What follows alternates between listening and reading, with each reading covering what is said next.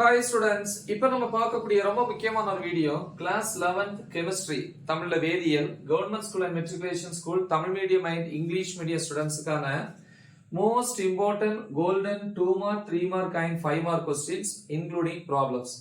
Tamil medium English medium ரெண்டு மீடியமுக்கும் ஒரே வீடியோ தான், தமிழ்லையும் சொல்றேன். இது பப்ளிக் எக்ஸாம் 2026க்கு யூனிட் 1ல இருக்கக்கூடிய ரொம்ப முக்கியமான கொஸ்டின். ஸோ இதை கண்டிப்பா ப்ரிப்பேர் பண்ணுங்க. 100% confirm questions. Okay, so first யூனிட்ட பொறுத்த வரைக்கும் சரி 1 மார்க்ஸ் பொறுத்த வரைக்கும் இன்சைட் 1 மார்க்ஸ் ஆல்ரெடி அப்லோட் பண்ணியிருப்போம். நீங்க எப்படி டைப் பண்ணணும்? 1 மார்க் டெஸ்ட் 1, 1 மார்க் டெஸ்ட் 2 இந்த மாதிரி டைப் பண்ணீங்கன்னா அது வந்துடும். ஓகே, புக் பேக்கை பொறுத்த வரைக்கும் ரோம்லெட் 1 மார்க்ஸ் வந்து 25 1 மார்க்ஸ் இருக்கு. ஸோ கண்டிப்பா பார்க்கணும். 1 to 25 ஃபுல் மார்க்ஸ் எடுக்கணும். அப்படின்னா ரோம்லெட் 2 பொறுத்த வரைக்கும் இது வந்து 2 mark 3 mark 5 mark category questions book பேக்ல 1 மார்க்ஸ்க்கு அடுத்து வரக்கூடியது.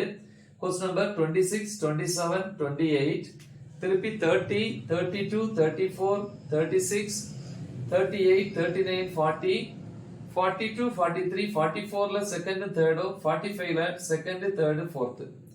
அப்புறம் evaluate yourself புக்குக்குள்ள இருக்குல்ல, டெக்ஸ்ட் புக்ல வந்து ஒரு பேஜ் கன்வெர்ட் அந்த டாபிக்ஸ்ல வரும். evaluate yourself அதாவது தமிழ்ல வந்து தன் மதிப்பீடு அல்லது சுய மதிப்பீடுன்னு சொல்லுவாங்க. அதுல செகண்ட் ப்ராப்ளம் தேர்ட்ல A 4 7 8. அப்புறம் வந்து புக் எக்ஸாம்பிள் ப்ராப்ளம்ஸ் புக்ல இருக்கக்கூடிய எடுத்துக்காட்டு கணக்குகள் அதுல 1 2 3 4 இது வந்து டாபிக் நம்பர் 1.7.1 நியரா தான் வரக்கூடியது. இன்சைட் क्वेश्चंस பாத்தீங்கன்னா என்னென்ன படிக்கணும் அப்படின்னு பாத்தீங்கன்னா, ஒன்னு what is mean by limiting reagent, தமிழ்ல வந்து கட்டுப்படுத்தும் வினைப்பொருள் என்றால் என்ன. அடுத்து பேசிசிட்டி அடிப்படை. திருப்பி valency, what is mean by valency, இணைதிறன் என்றால் என்ன.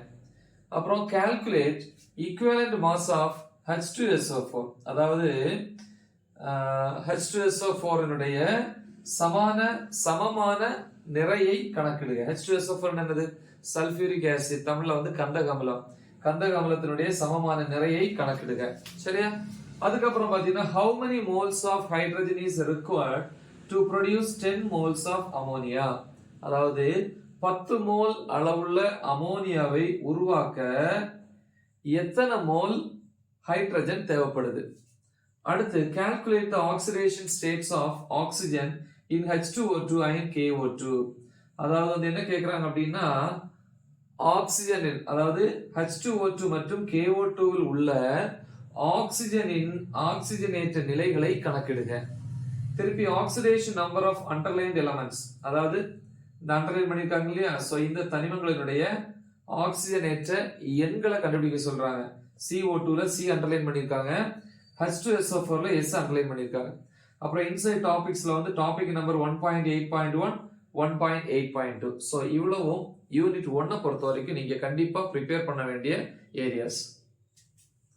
முக்கியமான ஒரு வீடியோ, நல்ல தெளிவா பிராக்டிஸ் பண்ணுங்க. மறக்காம இதை உங்க ஃப்ரெண்ட்ஸுக்கு ஷேர் பண்ணுங்க. Right the exam well. All the best. Thank you.